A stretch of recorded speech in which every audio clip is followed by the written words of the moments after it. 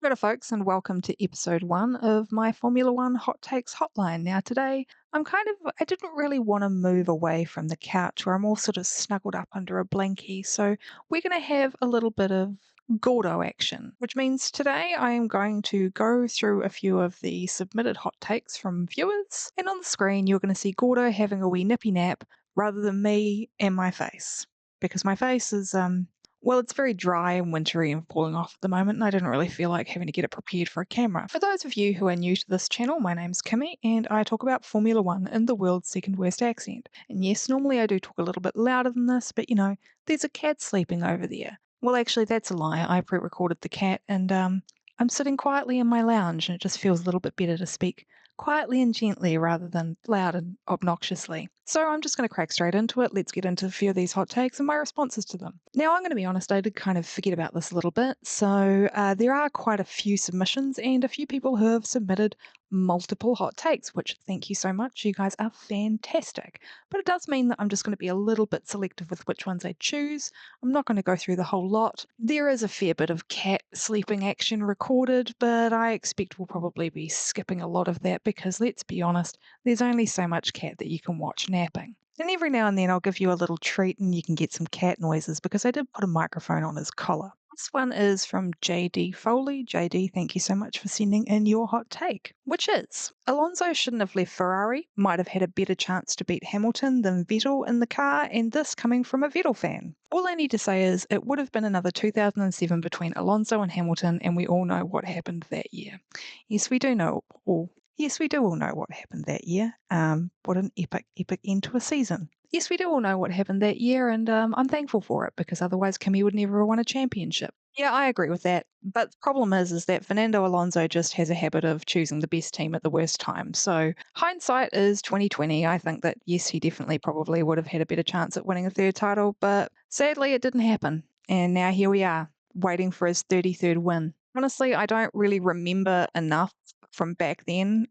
It was definitely in the early days of me watching, and my memory of historical stuff isn't the best. If I remember correctly, Massa was what one point behind Lewis in the Ferrari, and of course that title is still contentious. He's still trying to argue the point on that one because of what happened in Singapore. So yeah, I 100% think that Fernando would have probably won the title in 2008. But as we all know, Fernando has a bit of a habit of choosing the best team at the worst time. So, rip, I guess. So, thanks, JD, for that hot take and, reminding me of what could have been. Moving on, this one here is from Daryl. Daryl sent through a few. Thank you, Daryl. That's really awesome. I'm going to read off your first one because I imagine that's the one that is kind of burning in your mind the most. And then if I have a bit more time at the end, we might go through and do another. Daryl says, it's my belief that F1 needs to ditch the hybrid PUs and go with V8s on sustainable fuels, which turns out to be cheaper and more environmentally friendly as the batteries contain some very nasty chemicals, have a bigger environmental footprint in the manufacturing process, and are not recyclable. Yes. So on this particular subject, I could not agree more. I am not a big fan of EVs or hybrids in any form, and it is primarily because of when it comes to everyday use, obviously it's quite different to Formula One because there's multiple different things that we need to consider. There's a huge number of batteries that are out there. They burn for a really long time and are hard to put out. They're putting a massive load on the electrical grids in countries. Like our power here is so bloody expensive now. And I imagine a lot of that is actually to do with the number of people charging EVs. When it comes to Formula One, obviously it's a bit different. The batteries are charged by the engines, blah, blah, woof, woof. However, when it comes to batteries in general, not only are they environmentally unsustainable, they're also incredibly dangerous. When they catch fire, they're really difficult to put out. And I imagine there's technology that exists within Formula One that is that mitigates that a bit more than what we see in everyday cars that we use or that people use, not that I use, because I will continue to drive a petrol or diesel vehicle until I cannot buy one anymore. I just think it's generally more sustainable to continue using old vehicles than it is to buy something brand new that is touted as being environmentally friendly but is actually shit. Also, worse to drive, I would like to point out. I personally think that modern vehicles are deeply unpleasant to drive. I want to be able to feel what's going on. Thank you very much. Instead of turning the wheel or pressing a pedal and hoping that everything is connected properly. My opinions on daily drivers aside, the thing is, it's also not just about what is perceived as sustainable for Formula One currently. It's about what is going to be sustainable in the future. And I think that most car manufacturers at this point have realized that electric vehicles, as we know them today, as in lithium-ion batteries, either plug-in hybrids or standard hybrids, maybe not standard hybrids so much, but plug-in hybrids and plug-in EVs are not the way of the future. And I think that Formula One as a technological sport and as a driver of vehicle technologies in general needs to take on a responsibility to develop combustion engines that do not rely on hybrid power so that the future of modern motoring moves away from this EV bad that we're currently existing in. The other thing is lithium is a finite resource. It's a naturally occurring element. It is going to run out at some point, just like we're potentially, if we continue down the road that we're on, we would potentially run out of oil. We can potentially run out of lithium. Whereas synthetic fuels can continue to be developed basically forever. If suddenly what we are doing is no longer sustainable, then we can work on developing a different way of producing synthetic fuels or using different materials to produce them from. So yes, Daryl, I 100% agree that we need to go back to V8s. I don't think V10s. I mean, you specifically say V8s. I agree with V8s. I understand the bring back V10 crowd. I don't think that we will ever go back to V10s, partially because they probably would require refueling, and we're never going to get back refueling. But yeah, I think V8s on sustainable fuels is the way to go. I would still, I think, like to see a component of some kind of battery or energy recovery system, because the deployment of that does add strategic element and more of a chess match behind the wheel, like considering when you're recharging, when you're going to deploy your push to pass, that kind of thing. But yeah, I 100% agree. This 50-50 split, or did they move back to 70-30? I can't remember, is not going in the right direction. So thank you for that, Daryl. And next up, we're going to go to Pluto's Folly. Pluto says, I am an F1 addict. Hot take. I hate myself for watching a bunch of millionaires spend billions on preening and prancing in places like Monaco or Saudi whilst people starve. Question. How to get over the self-loathing? Cognitive dissonance is the answer there, Pluto. There is no other way to get over it, unfortunately. You just have to accept that if you love something, as long as you acknowledge the bad stuff about it, you're allowed to like it, like demanding that we do better, demanding that Formula One maybe reconsider going to places like Saudi Arabia, where there is a history of human rights abuses. These are things that, like, as long as you are aware of it and you don't pretend it's not happening, I think you're okay. Don't beat yourself up about it. At the end of the day, pretty much all entertainment, most of it anyway. I'm not talking about like tiny film festival freaking movies that have been made on a shoestring budget by broke people. 90% of entertainment, there's always going to be something that makes you feel a bit icky about it in some way, shape, or form. There's a lot of people that are going along to see the F1 movie. I'm sure a lot of you probably are aware that Brad Pitt has had some pretty serious allegations made against him by his ex-wife. Allegations that are pretty easy to believe if you've ever read anything about Brad Pitt. But he has kind of laundered his reputation through the media, and people are still going to go along to see that movie, potentially knowing what he allegedly did. I personally really enjoy Tom Cruise movies. Really, really, really enjoy Tom Cruise movies. Do I think Scientology is really messed up? Yes, still enjoy Tom Cruise movies. You need to pick and choose your battles sometimes, and it's okay to ask for better while still enjoying the thing, basically. TLDR. So thank you for that, Pluto's Folly. And next up, we've got Ink Trooper. Again, quite a few from Ink Trooper. Thank you so much for sending these through. First hot take is not every race in the calendar needs to be a banger. Yeah.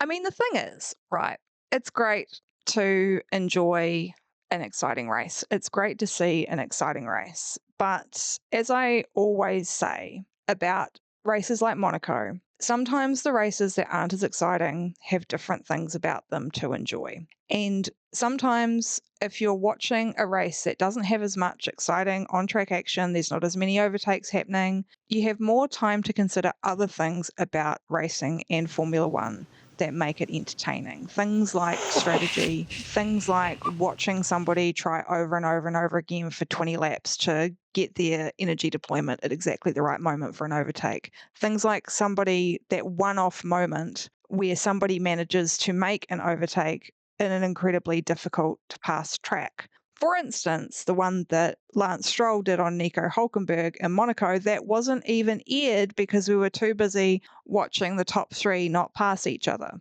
So the TV direction has a lot to answer for there, I think. Just sitting there watching the race, and on the timing chart, you see those positions swap around and you go, oh, shoot, does Hulkenberg have an issue? No, there was a genuine overtake happening and we didn't see it on the broadcast, which I think was a big error on the TV director's part. But yeah, I do agree. I think that we need to kind of get to a point where at least sort of 2/3 of the calendar has potential to pretty much every year, like with a few exclusions, make for really good wheel-to-wheel racing. But then sometimes you need a little bit of breathing room to be able to, as I say, enjoy those more like sort of less heart-poundy moments, if you like. Like personally, like I find watching strategies play out quite heart-poundy, but I know that not everyone does. But yeah, I think 2/3 of the tracks where you're pretty much guaranteed to have a good race every year with a few exceptions. I mean, like, what was it? Like 2023 Brazil. Normally, most years you get a pretty decent race in Brazil. It can be a bit frustrating because of those sequential DRS zones, but that was a pretty damn boring race, really. Nothing really happened until the end when Fernando and Checo were fighting each other for the last 20 or so laps. So it swings and roundabouts. I like those quieter races sometimes, but it also annoys me when you have tracks like Imola that have such great potential to produce really excellent racing, but they don't because the track doesn't have the money to change and widen it to make it have more overtaking zones, basically. So tracks where it's just kind of slam dunk DRS pass after DRS pass, I'd rather see no overtakes than see constant DRS passing. I would rather see a good undercut battle. I would rather see a good cat and mouse game for 20 odd laps than see constant DRS overtakes with no real jeopardy behind them. So yeah, that's a really good hot take. Thank you, Ink Trooper. I will probably be moving towards offering this kind of thing to patrons. So if you would like to join my Patreon, it is on the screen right now. It is also down in the description. At the moment, it really is just kind of an extra support thing. I do say thank you in the credits, but I don't really have any extra bonuses. It's a pay what you like thing, so you can start at $3 New Zealand, and then there's tiers that go up, and it's just literally pay what you like. It's the same benefits for every single tier. If I do move to like submitting questions and things like this Hot Takes hotline through Patreon, then that will be a benefit that will be offered to everyone and not just one or two tiers. And you know, like if you want Gordo content, maybe I'll start posting some exclusive Gordo napping content on there as well. I know not everyone's into cats, but sometimes they're a good placeholder for somebody who doesn't want to put their face on camera on any particular day. I probably will never go back to doing full intercut with footage videos, just simply because it's too difficult and it puts you in too much of a precarious position with copyright, especially if that footage comes from Liberty Media in any way, shape or form. However, if I am able to start making this a bit of an income stream for me, then potentially I might be able to put some more time into it and spend a bit more time editing and actually make more visually interesting videos. But at the moment, putting out 1 to 2 videos a week, it is already quite a long process with scripting, filming, and then editing. And I not only have a real world job, but I also am an artist as well, and I restore furniture. It is quite difficult for me to find the time, but if I was able to drop one of my side hustles, then potentially I would have more time to put into filming more interesting and visually appealing videos. But at the moment, yeah, it is what it is. Anyway, so that's actually one question from everyone who has submitted. So I'm going to go back through and go back to Daryl. Now, I haven't actually really read any of these, so these are kind of like, I'm just reading them out randomly. Should teams have to run a mandatory super soft during every race? This is kind of something that I've thought about a few times. You know, remember back in the day, like you used to have like a compulsory compound that you used to have to run in the race. I think that would make things really interesting, and it would potentially throw up some kind of interesting strategic decisions for qualifying as well. You know, teams trying to save a set of softs for the race. But and then it could compromise, if somebody got into Q3 unexpectedly and they didn't have any tyres to run on it. But that happens already, really, doesn't it? There's already teams that are getting into Q3 and are running on used tyres. I don't know. I think that it would be worthwhile trying out again. It used to usually be the medium compound, didn't it, that they used to have to run? I can't really remember. It was so long ago. I think that could be a really interesting thing to do and trial it. I think the teams would hate it, but frankly, I don't really care what the teams like and what they don't like. The rules are the rules. And sometimes you need to kind of change them up a little bit to make things a bit more interesting. There's nothing wrong with changing the rules in Formula One. It is a sport where it is relatively easy to change the rules, unlike some other sports or most other sports. And those rule changes have the potential to shake things up and kind of generate a bit of extra enthusiasm and an excitement to see what could happen. So worthwhile trying. It is something that has kind of been done in the past, though. I do think potentially it will be something that'll be tried again come like the end of 2026 when we see exactly how big that performance deficit is between the front and the back of the field, because there's going to have to be something done, I think, to make strategy a way that people could potentially score points if they're in a car that's 2 or 3 seconds a lap slower than some of the faster ones, than the front running cars. Not that it's going to make them beat those front running cars, but it would potentially mean that they're closer to the midfield and they're not just constantly running around the back getting bored. So yeah, thank you for that one, Daryl. Let's go back to another one from Ink Trooper. Monaco should never leave the F1 calendar, but maybe we can do it better. Well, I mean, there's been so many ideas floated for how to fix Monaco. I don't really think that Monaco necessarily needs fixing that much. I know I talk about it quite a bit, and that's literally just because, it's that kind of thing that gets thrown up every year. How do we fix Monaco? And Monaco's a qualifying circuit. It's not a race circuit. As we saw, the 2 pit stop rule didn't really work this year. It just created another way for people to game the system. And I think that's probably always going to be the case. And I agree. I don't think that Monaco should leave the calendar. I think that it's the only track that's been around since the inception consistently. It just generates so much kind of buzz, and so many celebrities show up, and it's got so much high profile kind of stuff going on that it would be a shame to lose it. And I think that it's okay to have one race a year where it's a non-starter. As I said in my Monaco post-race video, if you don't like Monaco, then just don't watch it. It's a 24 race calendar. There's 23 other races for you to sit there and potentially enjoy. If you know you're going to hate it, just don't watch it. I think it needs to stay. I like it. There are people that enjoy it. There are people that enjoy it for reasons other than just for whether or not cars can get past. And as I said in the not every race needs to be a banger question or take, I agree. It's nice to have a bit of breathing room. It's nice to consider other things every now and then. Yeah, that's all I have to say about that. And we're going back to Daryl again. Should qualifying be split in 2 with 11 cars going out on track at a time? Make the top 11 in the standings go out first and the bottom 11 getting the advantage of going out second in Q1, dropping the 6 slowest across both sessions of Q1. Then the top 8 do Q2 first, bottom 8 do Q2 second, lose 6 slowest times, and then Q3 is the remaining 10. I've been thinking for a really long time that quali should be split into 2 sessions. The amount of impeding that happens and how it is so many tracks have so much reliance on the team communication. And yes, it is a team sport, to be fair, but there have been a couple of instances recently where the communication has not been great. And yes, the person who did the impeding has ended up with a penalty, but then sometimes what happens is the person who is impeded gets knocked out. And that's really unfortunate and actually kind of unfair. And there's no real way to get around that. You can't send somebody out for 1 extra lap just because they were impeded once the checkered flag drops. That's not how it works. I suppose you could make that rule, but I mean, most of these impeding decisions are made post quali anyway.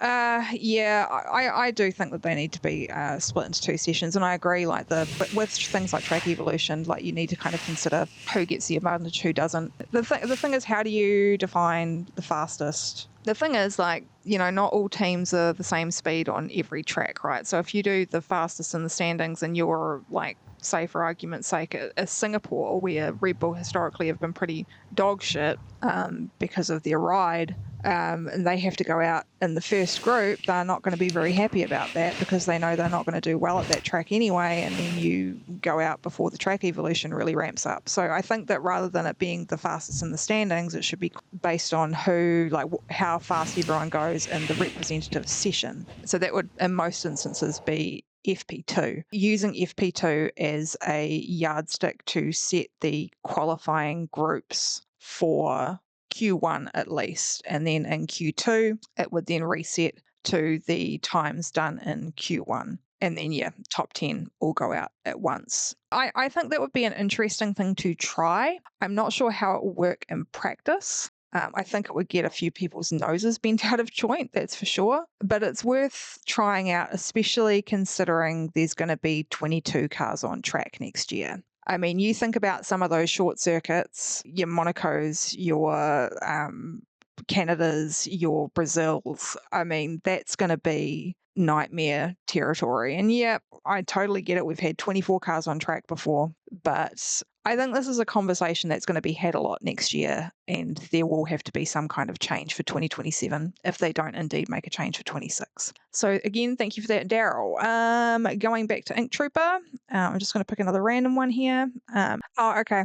The Monaco one, Ink Trooper did go on to say, like, using smaller cars, racing cars from 3 regulations ago, every team has them, and so I think I should read out this whole thing, actually. I'll cut this back in, because I didn't realize that this was one whole suggestion. So Ink Trooper says, Monaco should never leave the F1 calendar, but maybe we can do it better. Hear me out. A one-off event, as it already is. Well, technically all races are, but you know what I mean. Let's race smaller cars. How original. Let's race cars from at least 3 regulations ago. Every team already have them. So in theory, they could save R&D costs. Just make a car from the plans you have on file. All teams already make specific parts only used in Monaco, so why not make a full Monaco car? Let's say you have a special Monaco budget, say 20 mil, just to build the one-off cars. Teams could use their Monaco cars for show runs and promotional stuff, as they would be better suited to run on the streets of Mexico or Madrid. To ensure teams try to do their best job at this new Monaco format, let's double the points to be given, P150, P236, so on, so on, so on. Imagine a midfield team who cocked up their upgrades and looking at you, Aston, trying to save the season by focusing on making good Monaco car, trying to steal a haul of points from the big teams. You don't like the idea of the cars being the V8 era, then let's make it a historic race feel real. Let's give teams the opportunity to make a car from the golden era of F1, 61 to 65, with current technologies and safe systems, better tyres, carbon fibre, titanium, aluminium, a halo, a survival pod monocoque and all that, but on 3-litre little rockets. It's too complicated, you say? Then let's all race in current F2 specs, same chassis, same engine, double the points as well. If I remember correctly, all current drivers have F2 experience except for Max and Fernando, who skipped it. What do you say? Watching the Lego Drivers Parade, one thing was clear. Drivers are like little kids that will race anything just to have a good time. Imagine them racing fun little machines around the most iconic place of all motorsport. I mean, it's never going to happen, let's be honest. One of the reasons why the cars are so big is all the safety features.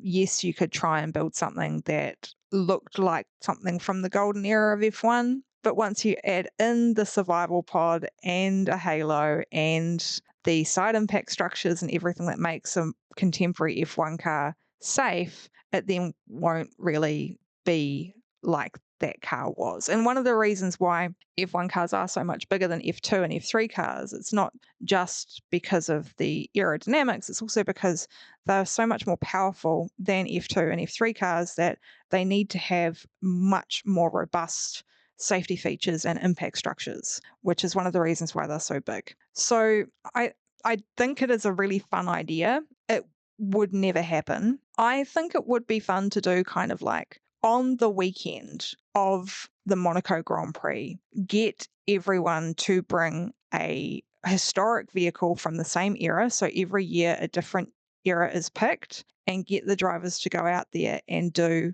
a race. And by a race, I mean like something that is safe, and not really racing, but just them doing a bit of a show run with all of them out there on track in a safe and controlled manner, just to kind of bring something a little bit extra to the weekend that's a bit different. Again, the problem is that like getting all of these vehicles like up and running and working and transporting them and all of these kind of things, and actually like just getting them to run is really expensive, and not really in line with F1 sustainability targets. But I mean, it could be a fun thing to do. Yeah. So I've added that on. Hopefully I can figure out how to insert that into the initial thing, because I totally did not read the entire submission, and I'm really sorry, Ink Trooper.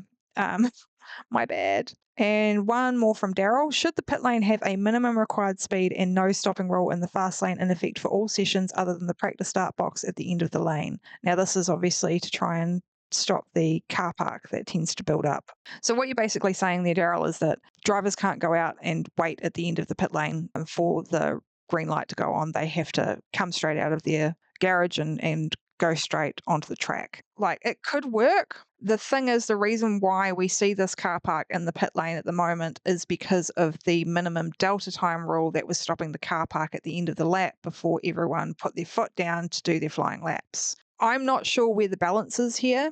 I'm not sure that making drivers not slow down and go basically straight out from their garages or from their pit boxes is going to work, because I think that then will cause problems with whether or not they're able to comply with that minimum delta time. We're going to see a whole lot more drivers being summoned to the steward's office to explain themselves, and like then ending up in really, really unfortunate situations where they're like stuck behind somebody at a really inopportune time because they both happen to be at the same part of the track, like whilst trying to start a flying lap. So I think that the solution goes back to what you said earlier, which is qualifying being split into two, and figuring out a way to do that in a way that makes sense when you consider things like track evolution. I don't think that like stopping the car park in the pit lane is going to help much. I think teams just need to be better at making sure that they send their drivers out at the right time and not be the last ones to go out. And then try and shove their nose in.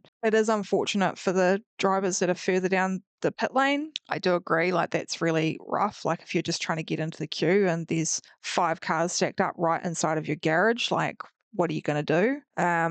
There's never a perfect solution for any of this, I don't think, unfortunately. But I'm not sure that having a minimum speed in the fast lane and making them go straight out is going to resolve any of the issues. And maybe we'll do one more. Okay, and then one final one from Ink Trooper, and this is the last one. Oh boy, okay. Right, so Ink Trooper says F3 and F2 should have power steering so there could be more women closer to F1. Abby Eaton once said the only thing keeping women off F1 is the power steering or lack thereof in the feeder categories, and I think that's by design. Women have the speed and racecraft to compete with males, but the lack of power steering on F2 particularly is a disadvantage too great to overcome. It's no secret that women have less muscle mass on their upper body, and the only way to level that field is to facilitate the steering for all. This way, the champion from F1 Academy should make the jump to F3 and so on. We've got great drivers like Marta Garcia, Jamie Chadwick on the sidelines going back to DTM or endurance from single seaters because the opportunity is cut short even before they can think about it. And teams don't give those opportunities to women because they know they're at a disadvantage. I'd love to see Abby Pulling making her way up to F2 and maybe F1. Look, I know that Abby Eaton said this, and I know I'm not a high performance athlete, but I actually disagree. Especially when you look at the men, they're not big, beefy beasts, like they're quite weedy guys. And as somebody personally who has a heck of a lot of upper body strength, I don't work out, but I'm just naturally stronger, I have found, than most of the men that I have worked with. I can lift things easier than men. I don't think it's necessarily about a predisposition for anyone's particular body type. I mean, you look at how much powerlifters can lift, women powerlifters, like immense amounts of weight. I think that the problem is ability and opportunity to train. Okay. If you're struggling to be able to fund your racing career and are having to do various other things when you're in the early stages of it to try and get yourself in a cart, let alone in a single seater or in a sports car, when you have to hold down a job, you have to go to school like full time rather than studying remotely or by correspondence, you don't have the opportunity to train as much as the guys do because it's harder for girls to get into motorsport in a way that means they can do it full time without having anything else going on, right? And a lot of that just comes down to if you can't get the sponsors, you can't get that full-time opportunity. You could have rich parents, you still need the sponsors to give you credibility. So your rich parents burn through the money pretty quickly if they even want to support you through that, because let's be honest, most people who have rich parents, they're probably more on the conservative side and they're less likely to want to support their little girl into a motorsport career and more likely to say, hey, how about you try equestrian? And that's why they end up riding horses instead. I don't necessarily think it's about muscle mass or strength. And I think the fact that Susie Wolf has said in the past, as somebody who has driven a Formula One car in free practice sessions, it's not about that. I think it's more about the ability to train to the point where they have that same strength and physical capacity as the guys. Because I guarantee you that any woman who sets her mind to get that kind of upper body strength, get the neck strength, they will be able to do it. And I guess a little bit that is me kind of having a bit of a knee-jerk reaction because I'm a very small person. Like, I'm not short. I'm 5'7"-ish, but I'm teeny tiny. Like, I go and buy thermals from the warehouse and I buy kitty sizes. I'm so small. So people just kind of assume about me that I'm not strong. And I work in flooring. I literally lift tiles for a living. I lift 32 kilo boxes of tiles around all day, every day. And the assumption is always, oh, I'll take that out. Like, don't worry yourself with that. And I'm like, mate, like, I spend all day lifting these things. I will help you carry these out to your car. There is definitely an assumption that women are much more fragile and not as strong as men. And a lot of that just comes down to the fact that social conditioning, like, we're often not kind of driven, or we're not encouraged to go into these kind of more hardcore sports that require a lot of strength. At the end of the day, obviously, Abby Eaton is a racing driver and I am not a racing driver, so I could be completely wrong about that. But I am a woman and I can tell you that I am stronger than a hell of a lot of men and I don't work out. So what can I say? That definitely probably is a really hot take. But I find it really interesting that Abby is the one who said that when her girlfriend is Jess Hawkins, who has driven a Formula One car. So, I mean, that could also be being informed by the fact that Jess, like, works for Aston Martin and has driven the Aston Martin F1 car. But, you got to remember that Jess is the first woman to drive a Formula One car since Susie Wolf did it in 2015. So we don't have the data there and the correct number of people who have actually made it into higher categories of single seaters to really find out if anyone can do it, right? I reckon that, like, women certainly can. I don't think they need power steering at all. I think they just need the opportunity to be able to train to be able to drive these cars. But then the issue is that if you don't have enough people going into the top of the funnel, as I've always said, if you don't have enough people going into the top of the funnel, then the only people who are going to come out the bottom are the ones with lots of money and not necessarily the ones who are hardworking and have the skills. And that's just the way it is. So that was the final one. Thank you so much to everybody who sent in hot takes. I really appreciate it. Please remember that if you do enjoy my videos and you are not already subscribed, then make sure you subscribe to my channel.